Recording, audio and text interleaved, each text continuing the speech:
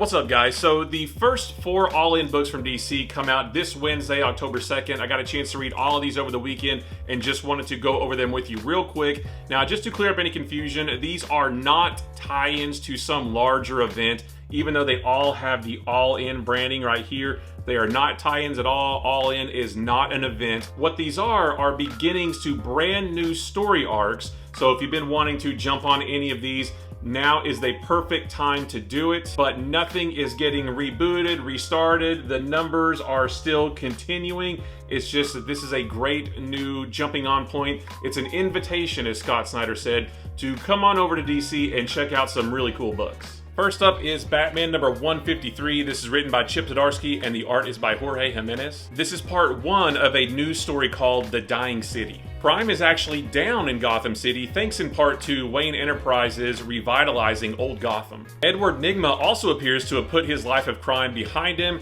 and is now the head of a successful new technology security company, but Batman still doesn't trust him. This issue is also the first appearance of a new character named Commander Starr. He appears to be a hero, but is also a little suspicious. We'll have to keep reading the story to figure out how all of these story points are connected to each other, but I'm already invested. The artwork is great, and like I said, this is a great new jumping on point if you've been looking to start reading Batman. Next up is Birds of Prey number 14. This is written by Kelly Thompson and the art is by Sami Basri. This is part 1 of a new story called Bird Undercover. Cassandra Cain goes undercover at the Ninth Day Corporation, which is a company that mostly sells wellness products. The Birds of Prey believe that they're holding 5 Amazons there and using their unique properties to make these products. A large part of this issue is Grace and Onyx training with Barda. It's a fun sequence, but it doesn't really seem like it contributes much to the larger story.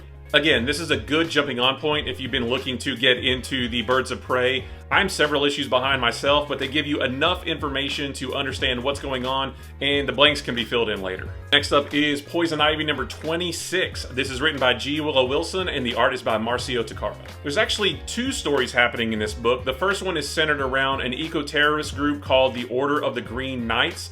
They keep bombing places in Gotham. Ivy's friend Janet was in a grocery store that they bombed, and now she thinks that they are out to get her. The other story is centered around Ivy. She discovers a town in the swamp outside of Gotham that she thinks was underwater until recently. It's completely deserted, but it does seem like that there was something there at one point, and it might still be there. And last is Shazam number 16. This is written by Josie Campbell, and the art is by Dan McDade. In this book, the Shazam kids take a trip out to the city to stop a giant robot. It should be an easy task for the combined might of Billy, Freddy, and Mary, but something is a bit off with Freddy, and he and Billy end up squabbling most of the time. But the even bigger mystery is who is controlling the giant robot.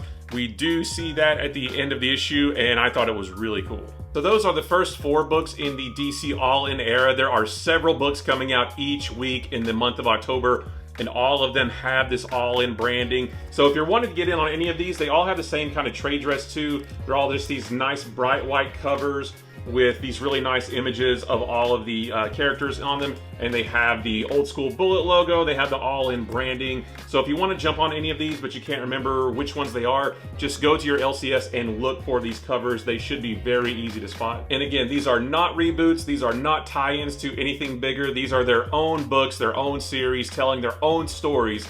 It's just that this branding lets you know that this is the start of a brand new story arc for all of these books. So again, these all come out on Wednesday, October 2nd. Let me know if you pick them up, and if you do, let me know what you think about them.